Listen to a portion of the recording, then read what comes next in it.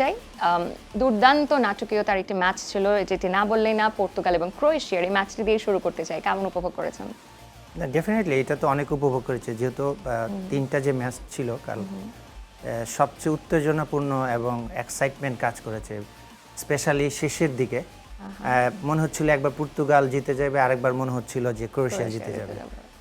So শেষের দিকে যেটা ঘটেছে সেটা বেশি রোমাঞ্চকর, এবং আপনি জানেন ভিআর এর মাধ্যমে একটা গোল ক্যান্সেল করা হয়, এবং সেটা ভিআর যখন ডাকা হয় তখন ভিআরও ঠিকভাবে বুঝতে পারছিল না যে এটা আসলে 20 নম্বর যে জার্সি পরিহিত প্লেয়ার ছিল তার মাথায় লেগেছে কিনা। তারপরে তাদের একটা প্রযুক্তি আছে, স্নো মিটার,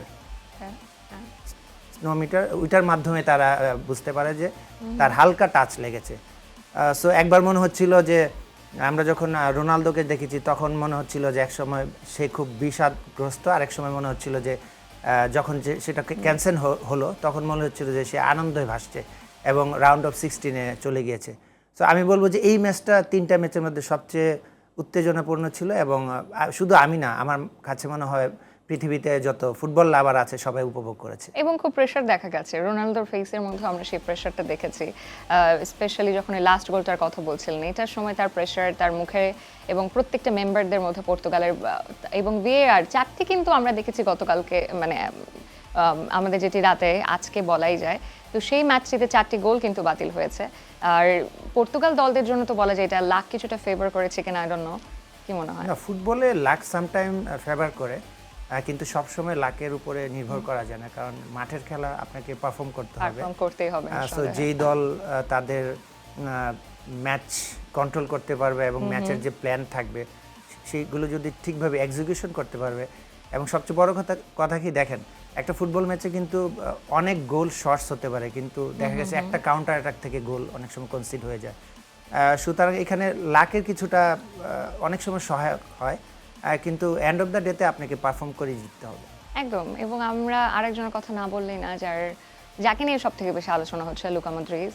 তার লাস্ট ওয়ার্ল্ড কাপ ছিল, এবং রোনালদোর সাথে তার কিন্তু রিয়াল মাদ্রিদে ড্রেসিং রুম শেয়ার করা হয়েছে 6 বছর। তো সেই বিষয়টা আপনার কাছে কেমন লেগেছে?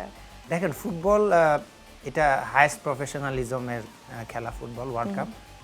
তো তাদের যে বন্ধুত্বটা সেটা মাঠের বাইরে অবশ্যই চাবে, কিন্তু মাঠে যখন তারা খেলে তখন তারা বন্ধুত্বের বাইরেও তার যে রেসপন্সিবিলিটি আছে দেশের প্রতি, নিজের প্রতি, সেইটা কিন্তু তারা চেষ্টা করে। সুতরাং কেউ হারতে চায় না, কিন্তু এন্ড অফ দ্য ডেতে যে যে দেশের খেলে সেই চায় যে তার দেশ জয়লাভ করুক। এক্ষেত্রে বলা যায় যে দেশ তো রয়েছে, লুকা মদ্রিচ, এবং আমরাও দেখেছি ম্যাচের শেষে দুজনের যে কথোপকথন, বা একটুখানি ইমোশনাল হয়ে যাচ্ছিলেন লুকা মদ্রিচ। তো ব্যাপারটা আপনার কাছে কেমন? এটাই বোধহয় ফুটবলের সৌন্দর্য, তাই না? যে মানে দু দল এতক্ষণ যেভাবে লড়ছিল, এখন ঠিক অফ সাইডে এসে আমরা, মানে অফ স্ক্রিন বলা যায় তাদেরকে, মাঠের বাইরে তারা কি সুন্দর নিজেরা মিলে যাচ্ছিলেন। খুব দারুণ লেগেছে ব্যাপারটা। না, আমার কাছে মনে হচ্ছিল লুকা মদ্রিচ বারবার তার চিন্তা করছিল যে ওয়ার্ল্ড কাপ সে আর খেলতে পারবে না, হয়তোবা ক্লাব লেভেলে সে ফুটবল খেলবে। একটা ফুটবলারের আসলে সবচেয়ে বড় স্বপ্ন থাকে জাতীয় দলের খেলা, এবং তার চেয়ে বড় স্বপ্ন থাকে যে ওয়ার্ল্ড কাপে খেলা। সো এই মঞ্চটা সে মিস করবে, টোটালি মিস করবে, যেহেতু সে, আমার কাছে মনে হয় না যে সে ওয়ার্ল্ড কাপে আর খেলবে 4 বছর পরে, যেহেতু বয়স একটা বিষয় হচ্ছে, অলরেডি সে 40 বছর বয়স। সো ওইটা চিন্তা করি আসলে তার, অনেকে দেখেন যে অনেকে কান্না করে ওয়ার্ল্ড কাপ হারার পরে। সো এই ইমোশনটা আসলে খুবই একটা স্বাভাবিক বিষয়।